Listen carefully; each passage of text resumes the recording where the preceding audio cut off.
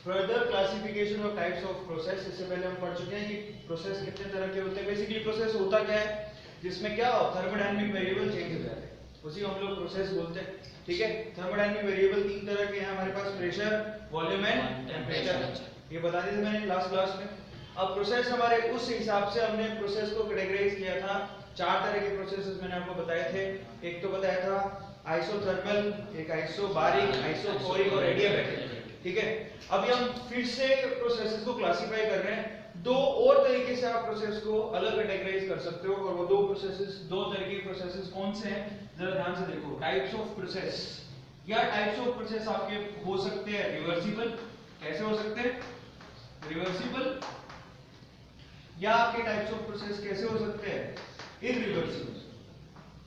ये चीज आप पहले भी पढ़ चुके हो, कौन से चैप्टर में पढ़ी है आपने, ध्यान है। आपके टाइप्स ऑफ प्रोसेस रिवर्सिबल और इररिवर्सिबल दो तरह से और कैटेगराइज होते हैं। ठीक है, एक बात तो तुम लोग समझ लो, जब भी हम यहाँ बात करते हैं सिस्टम की, बात करते हैं ना हम लोग सिस्टम की, सिस्टम, मैंने इसका डेफिनेशन भी बताया था, ये पूरे स्पेस में यूनिवर्स में वो एरिया है जहाँ पर हम लोग थर्मोडायनामिक स्टडी करते हैं। समझ में आ गया, चेंजेस की स्टडी करते हैं। अगर तुम्हें कभी भी इस पूरे चैप्टर में सिस्टम की बात आए तो सिस्टम दिमाग में डाल लेना, हमारे लिए सिस्टम सिर्फ यही होगा कि हमारे पास क्या है, एक सिलेंडर है, उसके ऊपर क्या लग रहा है, एक पिस्टन लग रहा है, बात समझ में आती है, और उसमें क्या है, एक कैप्स है। यही हमारे लिए इस पूरे चैप्टर में क्या है, सिस्टम की तरह काम करेगा। जब भी मैं बोलूं सिस्टम, तो सिस्टम के दिमाग में क्या आ जाना चाहिए, एक सिलेंडर है, उसके ऊपर एक पिस्टन लगा हुआ और उसके अंदर गैस भरी हुई है। बात समझ में आता है। तो अब हम आगे चलेंगे, जरा ध्यान से देखो। प्रोसेसेस को मैंने दो तरह से कैटेगराइज कर दिया, एक तो रिवर्सिबल और एक इररिवर्सिबल। रिवर्सिबल प्रोसेसेस वो प्रोसेसेस होते हैं जो क्या करें, अगर स्टेट 1 से स्टेट 2 पर गए हैं तो स्टेट 2 से वापस स्टेट 1 पर आ सकते हैं। बात समझ में आता है। जैसे कि हम लोग कप ऑफ टी, एक हॉट टी है हमारे पास, समझ में आता है, एक गर्म चाय। अब एक गर्म चाय को अगर मैं रूम टेम्परेचर पर रख दूं और टेम्परेचर और टाइम के रिस्पेक्ट में अगर मैं एक ग्राफ प्लॉट करूं, तो गर्म टी, गर्म जो चाय होती है ऑलमोस्ट उसका 70 डिग्री सेल्सियस उसका टेम्परेचर होता है, 70 डिग्री सेल्सियस टेम्परेचर होता है। और मैं रूम का टेम्परेचर कितना होता है, 25 डिग्री सेल्सियस। अगर तुम ये गर्म चाय को यहाँ पर रख दोगे रूम टेम्परेचर, धीरे धीरे गर्म चाय क्या होगी, ठंडी होती जाएगी। ठंडी होती जाएगी मतलब क्या, एनर्जी लूज कर रही है। बात समझ में आ रहा है, उसका टेम्परेचर कम होते जा रहा है टाइम के रिस्पेक्ट में। तो उसका ग्राफ कैसे बनेगा, ध्यान से देखो, ऐसे। ये पहले 70 पर थी, धीरे धीरे धीरे धीरे उसका टेम्परेचर घट के रूम टेम्परेचर पर आ गया। अब जैसे रूम टेम्परेचर पर आएगा तो वो क्या हो जाएगा, कांस्टेंट। मान लेते हैं अभी रूम टेम्परेचर कितना है, 25 डिग्री सेल्सियस। तो जरा ध्यान से देखो, ये स्टेट 1 पर तुमने इसको रखा था, तब उसका टेम्परेचर कितना था, 70। धीरे धीरे टेम्परेचर घट गया। बात समझ में आता है। खास बात क्या है, टेम्परेचर इसका घटा, उस टाइम पे क्या एटमॉस्फेरिक प्रेशर चेंज हुआ, नहीं, ये 180 में था। समझ में आता है, क्लियर हो गया। तो इसको आइसोबारिक प्रोसेस भी कह सकते हैं, समझ में आ गया। लेकिन यहाँ पर टेम्परेचर चेंज हो रहा है उसका, क्लियर हो गया। धीरे धीरे वो ठंडी हो गई। अब जिस प्रोसेस से 1 से कहां आ गई, नंबर 2 स्टेट पर आ गई, ठंडी हो गई ना, 1 से 2 पर आ गई। अब वापस इसको तुम क्या कर सकते हो, उसी पाथ से आप इसको वापस गर्म करके 70 पर लेके जा सकते हो। बात समझ में आता है। तो जैसे ये ठंडी हुई उसी पाथ से आप इसको गर्म भी कर सकते हो। बात समझ में आती है, क्लियर हो गया सबको। तो ये जो प्रोसेस कहलाते हैं वो क्या होता है, रिवर्सिबल प्रोसेस। मतलब वो स्टेट 1 से स्टेट 2 पर जैसे जाएंगे उसी पाथ से रिवर्स में आ सकते हैं, उनको हम लोग रिवर्सिबल प्रोसेस बोलते हैं। बात सबको समझ में आ गई। और एक होता है इररिवर्सिबल प्रोसेस। इररिवर्सिबल प्रोसेस क्या होते हैं, जो रिवर्स में वापस नहीं आ सकते। सिंपल सी बात है, अगर आप कंबशन करवा दो, बात समझ में आती है, आप किसी भी कंबशन कराओगे ऑब्वियसली वो वापस, आपने 50-500 रुपए का नोट अगर जला दिया तो क्या वो वापस आएगा, नहीं आएगा। बात समझ में आता है। तो वो क्या कहलाता है हमारे लिए, इररिवर्सिबल प्रोसेस। तो प्रोसेस हमारे दो तरह के हैं, एक रिवर्सिबल और एक इररिवर्सिबल। उसको थोड़ा और इलैबोरेट करके पढ़ते हैं। हमारे यहाँ थर्मोडायनामिक में इस सिस्टम के ऊपर रिवर्सिबल और इररिवर्सिबल का सेंस क्या है जरा उसको समझिए। लेकिन उससे पहले बहुत ही अच्छी स्टेटमेंट तुमको मैं समझाता हूँ। वो क्या, वो बहुत इंपॉर्टेंट है, इसलिए उसको ध्यान से समझना, इस पूरे चैप्टर के लिए वेरी इंपॉर्टेंट है।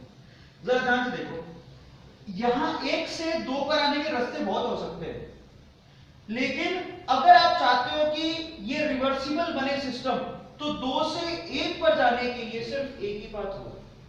बात समझ में आता है, सिर्फ एक पाथ। आप ये नोट लगा के लिख लेना, लिखो, इसके साथ नोट लगाओ, ये लिखो, for any system there is one and only one reversible path.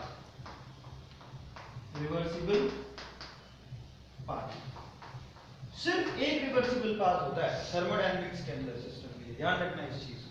बात समझ में आता है? सिर्फ एक ही रिवर्सिबल पाथ होता है, एक से ज्यादा रिवर्सिबल पाथ नहीं हो सकते।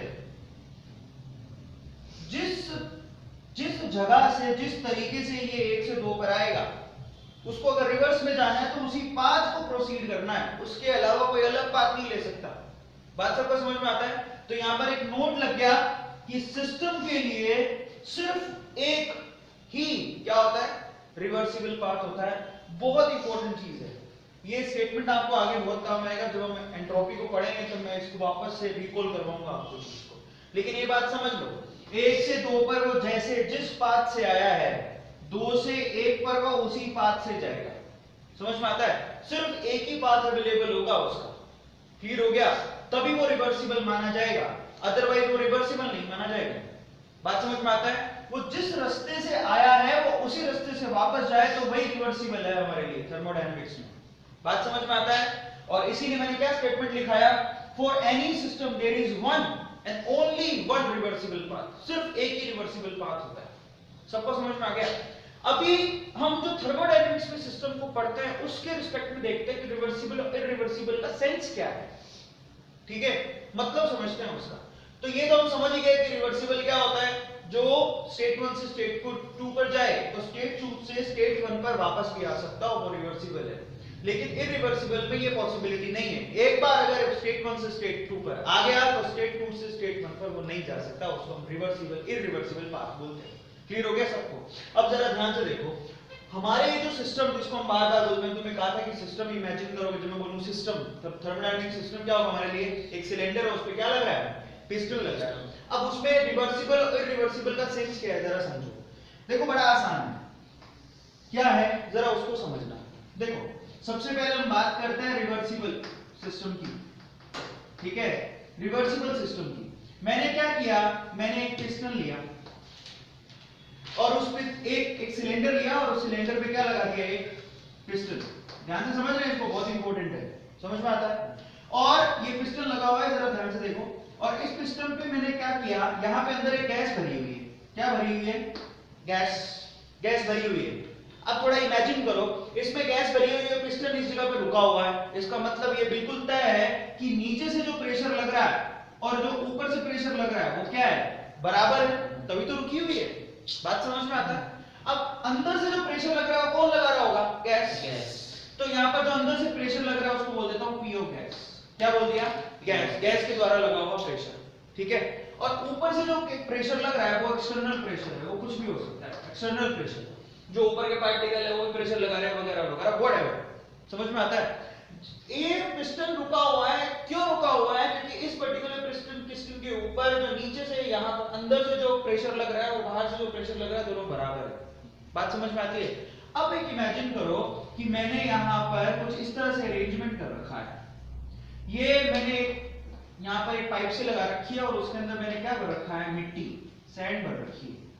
और वो मिट्टी धीरे धीरे इस पिस्टन के जो पिस्टन है, पिस्टन के ऊपर धीरे धीरे गिर रही है। इमेजिन करना, धीरे धीरे गिर रही है। तो धीरे धीरे गिरेगी मतलब पहले 2 कण गिरे, 4 गिरे, सैंड के पार्टिकल 10 गिरे, 20 गिरे। तो जब गिरती जाएगी तो धीरे धीरे खिसकेगा। बात समझ में आता है? धीरे धीरे, थोड़ी देर बाद धीरे से आएगा, फिर धीरे से आएगा, फिर धीरे से आएगा, धीरे से आएगा, ऐसे आता जाएगा। बात समझ में आता है? हम हमारे थर्मोडायनेमिक्स में इसी प्रोसेस को, जो कि कैसे होता है, यहां से यहां तक जैसे जैसे मिट्टी गिरती जाएगी वो धीरे धीरे नीचे आता जाएगा, इसी को हम लोग रिवर्सिबल प्रोसेस बोलते हैं। सबसे खास बात, आप जैसे यहां से यहां आ गए, मान लो आ गए, आप अगर चाहते हो कि आपको वापस ऊपर जाना है तो मिट्टी हटा दो, तो आप इस प्रोसेस से वापस जा भी सकते हो। बात समझ में आता है? आप इस पूरे प्रोसेस में जो मिट्टी धीरे धीरे गिर रही है, आपकी जब इच्छा हो तब आप वापस जा सकते हो। बात समझ में आती है? ये तो अकल लगा सकते हो ना तुम। धीरे धीरे मिट्टी गिर रही है, मिट्टी को यहां से रोक दो, जो सैंड गिर रही, उसके बाद ये सैंड हटा दो तो वापस आ जाएगा। तो रिवर्सिबल प्रोसेस का मतलब ये होता है कि जो किसी भी पोजीशन पर जाके वापस आ जाए। बात समझ में आता है? उसी को हम लोग रिवर्सिबल बोलते हैं। मतलब यहाँ हर एक पॉइंट पर आप जाके रिवर्स में वापस आ सकते हो, ये आजादी है आपके पास। बात समझ में आ गई? क्लियर हो गया? इसी को हम लोग रिवर्सिबल प्रोसेस बोलते हैं। जबकि इरिवर्सिबल क्या होता है, जरा चेक करो। इरिवर्सिबल प्रोसेस होता है, मैंने क्या किया, मैंने एक सिलेंडर लिया, उसके ऊपर मैंने ये पिस्टन लगा रखा है और पिस्टन में नीचे की तरफ से गैस का प्रेशर लग रहा है, ऊपर की तरफ से एक्सटर्नल प्रेशर लग रहा है। अब अचानक से मैंने क्या किया, यहाँ पे 1 किलो का बाट रख दिया। यहाँ से समझना, 1 किलो का बाट रख दिया, 1 kg। अब अचानक से जब बाट रखूंगा तो ये तो धड़ाम से नीचे गिरेगा। क्या आप हर मूवमेंट पे ऊपर जा सकते हो? क्या ये आजादी नहीं है आपके पास? क्योंकि जैसे आपने बाट रखा ये तुरंत नीचे आ गया। अब मैं कहूं कि ये तो यहां आ गया, मैं चाहता हूं कि मैं यहां से ऊपर चला जाऊं, जा पाऊंगा क्या? नहीं, ये तो लेस देन सेकंड के अंदर ये नीचे आ जाएगा।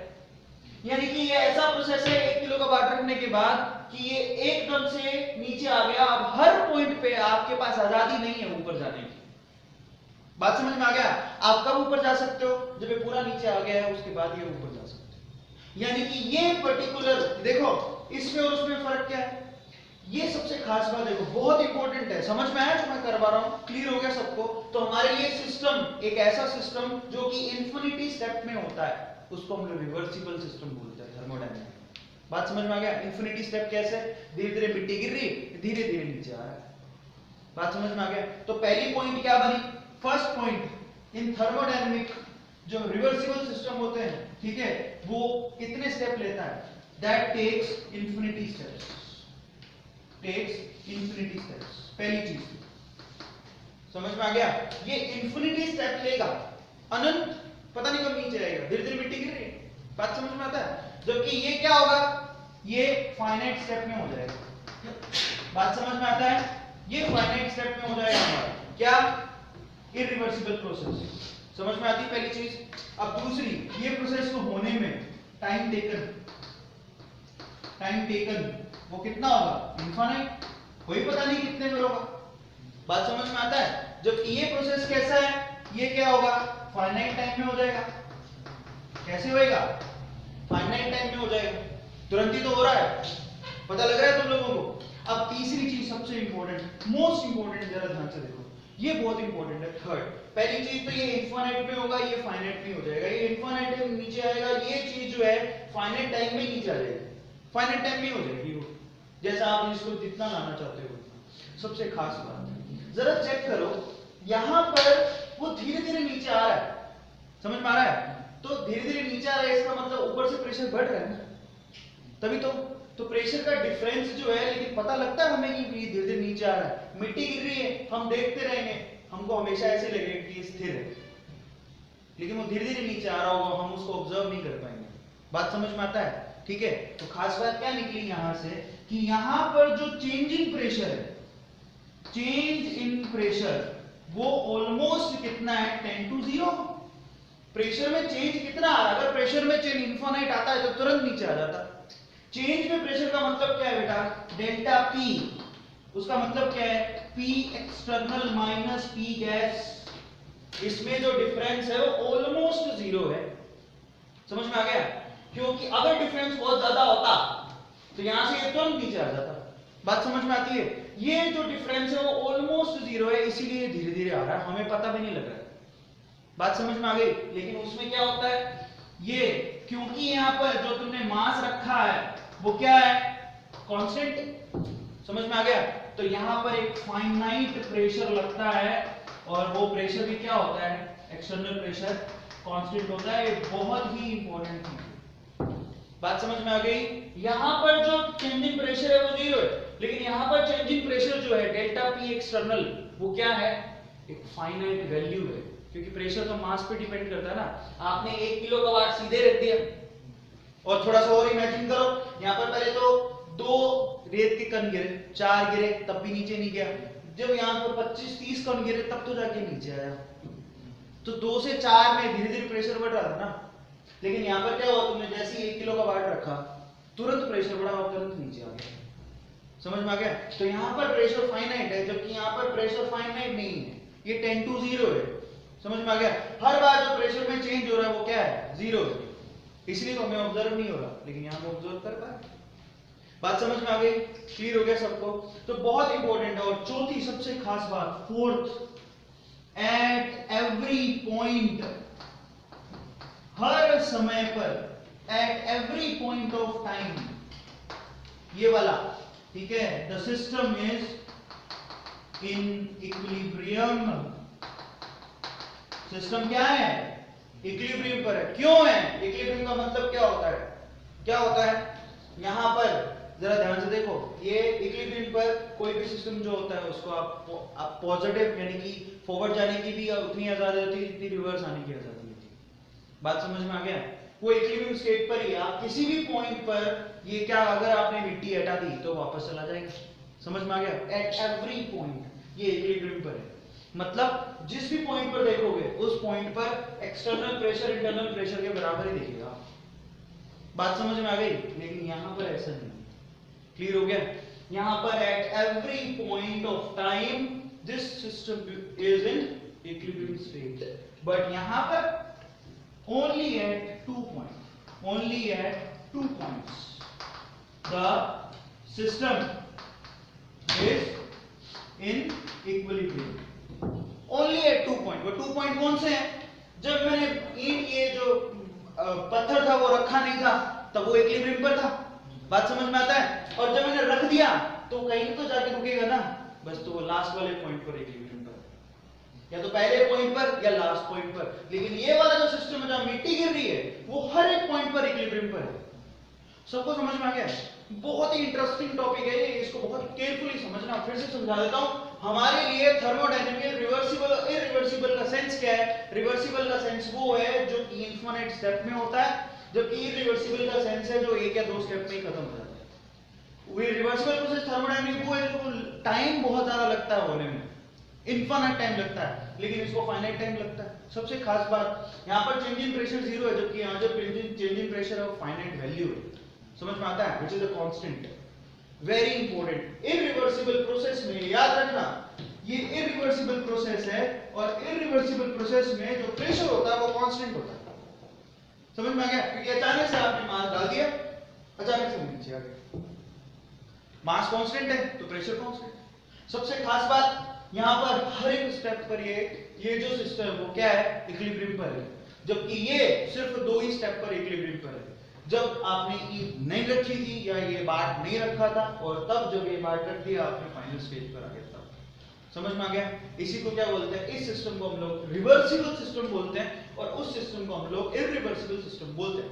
क्यों इसको बोलते हैं रिवर्सिबल सिस्टम? क्योंकि किसी भी स्टेप पर वापस जा सकता है, जबकि ये हर स्टेप पे वापस नहीं जा सकता। समझ में आता है? क्लियर हो गया? दिमाग में घुस गया? कोई डाउट है तो पूछ लो। समझ में आ गया तो उतारो फटाफट।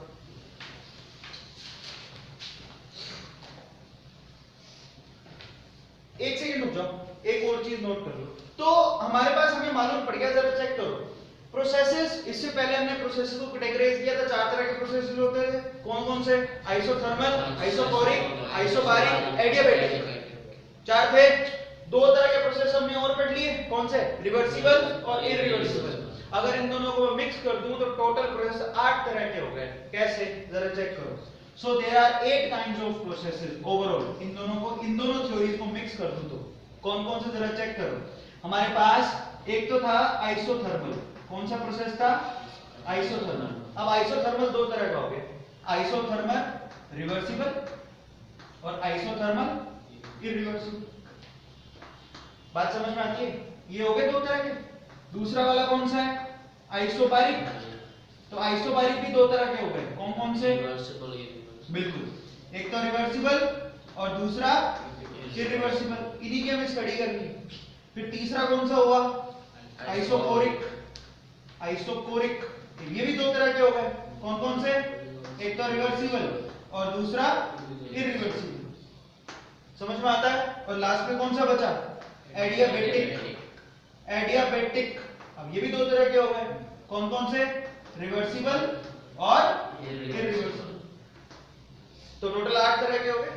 समझ में आ गया? इन 8 तरह के प्रोसेसेस को हमें पढ़ना है। आइसोथर्मल, रिवर्सिबल, स्पेशली ये तो बहुत ज्यादा पूछा जाता है। ये एक बहुत ज्यादा है, इस पे तो वर्क डन भी निकाला और इसी पर क्वेश्चन बहुत सारे आते हैं। Isothermal reversible, isothermal irreversible, isobaric reversible, isobaric irreversible, isochoric reversible, isochoric irreversible, and adiabatic reversible और एडियाबैटिक इरिवर्सिबल। समझ में आता है? तो प्रोसेसेस को हमने इस तरह से कैटेगराइज किया और इन्हीं को हमको डिटेल में पढ़ना है। इन्हीं के ऊपर हम लोगों को क्या करना है, वर्ब के और इन सब के फॉर्मूले निकालने हैं, इनको करना है। ठीक है, समझ में आ गया अभी? तो चलो फटाफट से उतारो।